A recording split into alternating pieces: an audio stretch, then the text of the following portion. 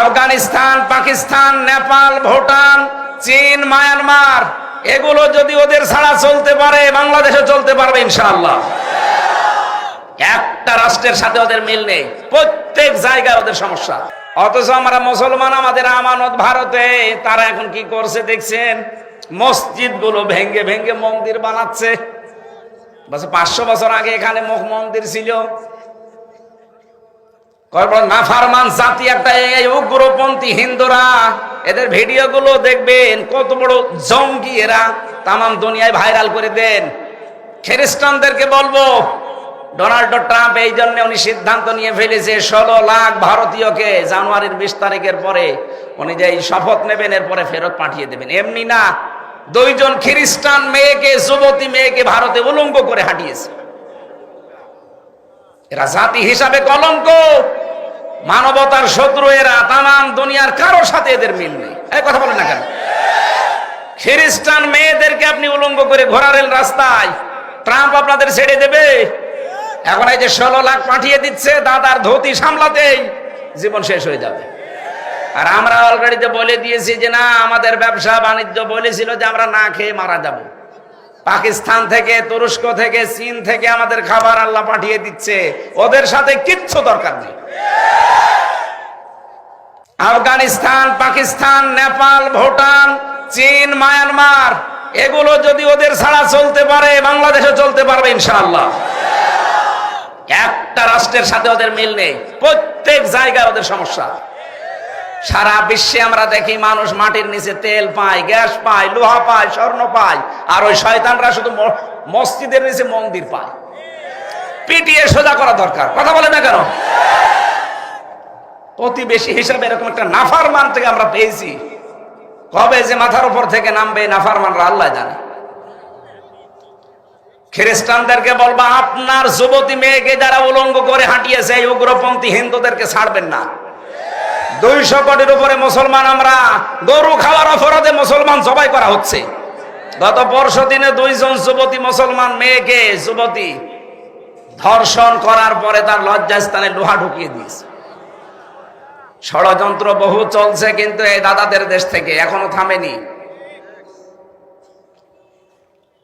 আমরা একটু শুধু ইঙ্গিত দিয়েছিলাম, দেখেন কান্নাকাটি আরম্ভ অলরেডি করে দিয়েছে। ওদের পেঁয়াজ, ওদের আলু সব বর্ডারে পৌঁছে যাচ্ছে। সাংবাদিক নামের এই কলঙ্ক, ময়ূখ রঞ্জন, এই একটা হকার। হকার বললো হকারের বদনাম হবে, আমার মনে হয় হিজড়া। এরে বাংলাদেশের এই হিজড়াদের কাছে 1-2 ঘন্টা দেওয়া দরকার, ছিঁড়ে খেয়ে ফেলবে। শয়তান উল্টাপাল্টা কথা শুধু বাংলাদেশের নামে বলে, আর মুসলমানদের বিরুদ্ধে। প্রতিবেশী হিসাবে সতর্ক করছি, আল্লাহর ঘর কাবা ধ্বংস করার জন্য এসে আবাবিলের কি পরিণতি হয়েছিল আব্রাহার দেখেননি? ওই আল্লাহ এখনো আবাবিল পাঠাতে পারে। মুসলমানদেরকে যা করছেন করেন, আল্লাহর ঘরগুলো ভাঙা বন্ধ করেন। আজকেও সকালে একটা ঘর ভেঙেছে, মসজিদ। সতর্ক করলাম, যদি ভালো লাগে মেনে নেন, না হলে কিন্তু আল্লাহ আবাবিল পাঠালে তখন দোয়া করেও কাজ হবে না। কথা বলে না কেন? তখন বলবেন আপনারা আমার প্রতিবেশী কিছু বলেননি, এই জন্য বললাম। আশা করছি আপনারা সতর্ক থাকবেন, আল্লাহর ঘরগুলো ভাঙা বন্ধ করেন। আর ওদের ভিডিও পেলে আপনি বিশ্বের মিডিয়ায় ছড়িয়ে দেন, তো সারা দুনিয়া দেখুক যে এই দুনিয়ায় সবচাইতে বড় উগ্র এই হিন্দুরা। সব হিন্দু না, শুধু উগ্রপন্থী হিন্দু যারা, তারা।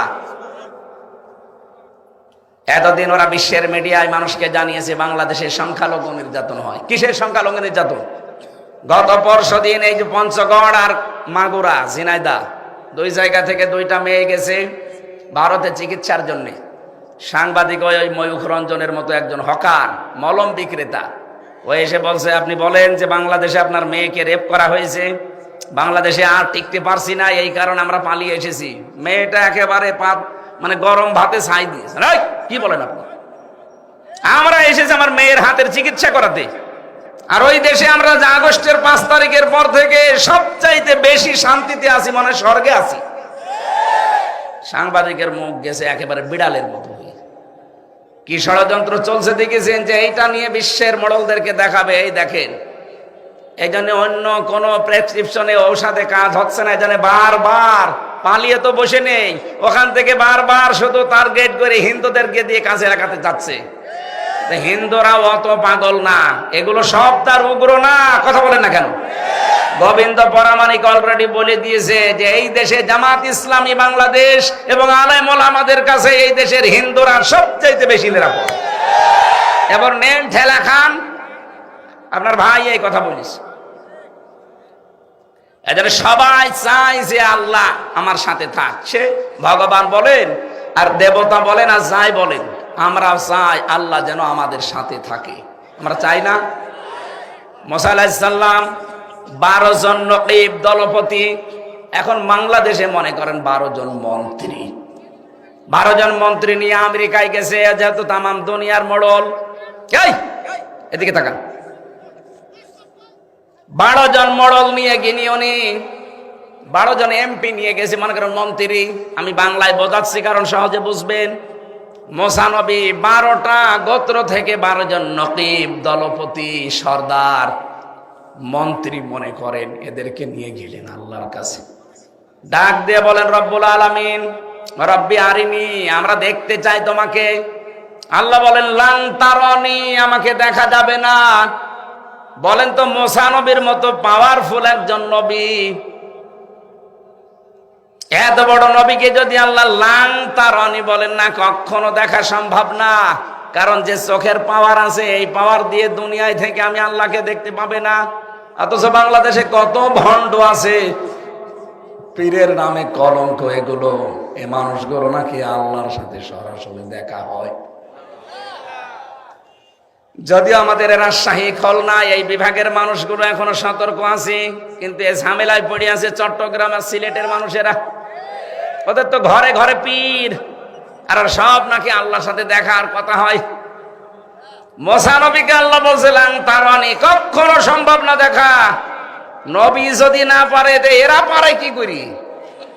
এগুলো সব ভণ্ডামি। এই ভণ্ডামি কথা বিশ্বাস করবেন না। কথা বলছেন? হ্যাঁ, আলহামদুলিল্লাহ, এটা রেকর্ড হচ্ছে বলে বললাম। আমার সিরাজগঞ্জবাসী, হযরতে মুসা ডাক দিয়ে বলেন, রব্বুল আলামিন, এরা তো দেখতে চায় তোমাকে। আল্লাহ বলেন, সম্ভব না, কিন্তু আমি তোমাদের সঙ্গে আছি।